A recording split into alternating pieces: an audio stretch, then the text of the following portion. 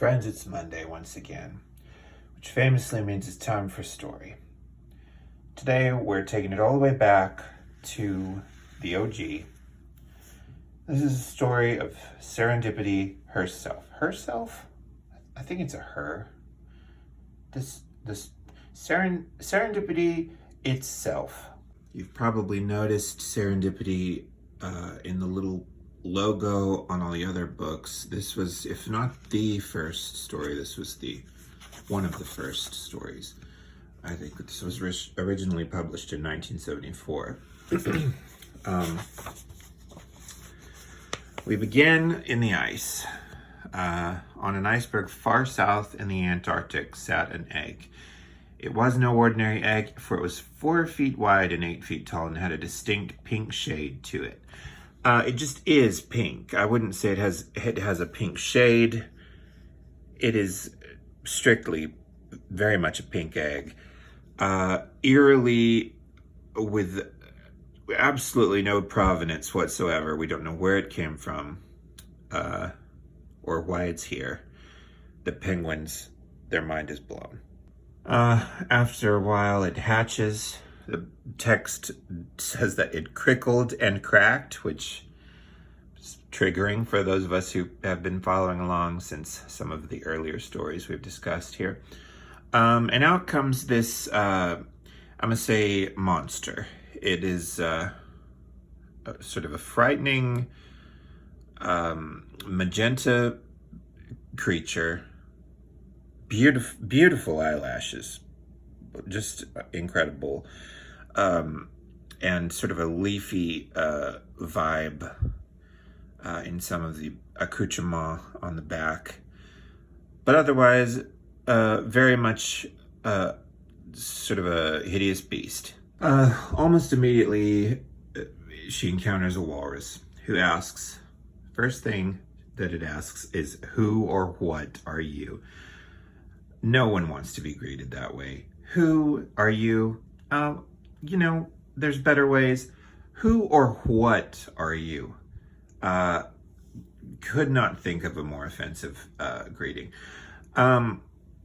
She says, I don't know who or what I am. And then she flips herself upside down and almost dies. As quickly as he could, the big fat walrus taught her how to swim.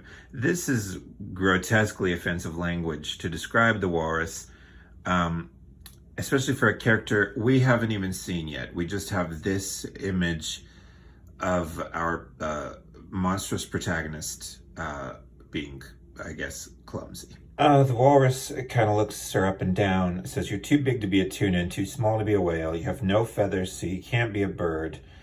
I just don't know what you are. Because famously, tuna, whales, birds, and I guess walruses are the only things that exist. She's devastated by this, that he doesn't know what she is. He names her Serendipity, and just was on the tip of his tongue, I guess. And they decide to set off to the island of Capri, where all of the fishes of the world are to meet, and he thinks maybe they can help decide what she is. She's heartbroken.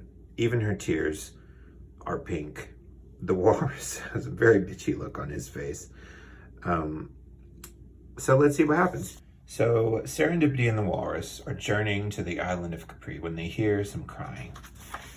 They come upon a dolphin who is caught in a net. The fishermen are going to come back and put the dolphin on the boat. And they see this predicament, and Serendipity says, should we try to help the old dolphin, or should we hurry on our way? Now, so not only is she a monster on the outside, she's monstrous inside as well. The dolphin looks concerned about this. I mean, imagine thinking you're about to be saved, and then this giant galumphing pink creature is just like, all right, so should we go? But the walrus, who looks sort of hateful, says, always help where you can, Serendipity. And so they save the dolphin. The fishermen return. Say, what are you doing there? Shouted the fisherman. Wouldn't be my first question. when I see a walrus and a giant sea monster stealing my catch. But without thinking of her own safety, Serendipity swam over to the boat. And then we have sort of a bloodbath. It's a horrific scene. She is slinging these hapless fishermen to and fro. It's like something out of Jurassic Park. This is, I guess, where we learn that Serendipity has a taste for human blood. So there's now 3 of them, and they set off once again for the island of Capri. They come upon an oil slick full of trash. And this is probably my favorite illustration in the book, because they're all pretty bothered by it. But the dolphin, the dolphin is shattered. The dolphin will absolutely never be the same. I'm sorry. I don't know why this is so funny to me. It looks like the dolphin is gone into a catatonic state. Look at the eyes. She will never recover from this. So Serendipity sort of shakes herself off to get this oil and trash off of her, and it causes just a wave of pollution and detritus to wash up right up on the shore and on top of all the land dwellers who had thrown it into the sea to begin with. This book has a real hatred for humanity, which I can side with.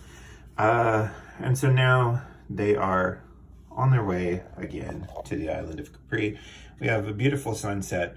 This is a good time to note that the artwork, compared to some of the later books, leaves a bit to be desired. The 3 protagonists here look all right. The rest of it could easily have been painted by a child. So they arrive at the island of Capri, and it is an absolute cavalcade of marine life. We have all kinds of fishes. There's some tuna and swordfish and a shark and some seahorses, crabs, starfish. I have some questions about this because it looks as though the whales and dolphins in this reality can fly. I don't know if this is supposed to be water also, but it certainly is a different color than the water everyone else is swimming in. Baffling, really. But anyway, the dolphin and the walrus say, "We must leave you now, for we have much to do." And with that, they swam away from Serendipity into the milling crowds of fish. The dolphin might have flown. I don't know, but it says swam. So Serendipity decides she's going to ask the leaders of all the fishes what they think she is. And she bumps and pushes her way to the front. And what do you know? The dolphin and the walrus are the leaders of all the fishes. They have crowns. They seem to be, are they married? Are they married? It would be strange, but really no stranger than the fact that they're leaders of all the fishes. I have questions about that, because a walrus and a dolphin are mammals. And who put them in charge of the fishes? That would be like if the president of the United States was a hamster, which, I might vote for that hamster if that were the case. Anyway, she asks the leaders of this bonkers banana republic what she is. And I don't know why they couldn't have told her this before, but they say, "As to who you are Serendipity, and like your name, you always gained riches that you did not seek." She certainly didn't seek them, because she wasn't going to help the dolphin, and she didn't really intend to wash all the trash out of the sea. She was just trying to get it off herself. Should we be rooting for her? I don't know, but the story comes to an end, and she's the largest of all the fishes in the world. And again, I'm not so sure this is a fish. But anyway, we get to the end of the story, and of course, the poem. Now, to me, this has been a story mostly about, I guess, finding out who you are. The poem, though, unorthodox, but it is just embedded here at the bottom of the page instead of having a page to itself. The poem says, "If you ever throw your garbage in the ocean, lake, or sea, you'd better start to rowing, for there will be serendipity." And we have a frightening illustration of a fisherman about to throw what looks like a tiny flower pot into the sea, and he is confronted by this horrifying Lovecraftian beast that we now know as serendipity. So the poem is sort of a warning in this story. What we might have thought of as a story about identity and sort of coming of age, coming into yourself, instead becomes a story about don't throw trash in the ocean, or a neon pink sea serpent will destroy you. By the way, she gains the title of like protector of the seas or whatever, and I noticed she has this little scarf on, this little medal or something in this last picture, which you would think would denote like this is the guardian of the sea or whatever. I don't think she's gonna be mistaken for anyone else with or without the purple sash. She's an enormous pink sea serpent.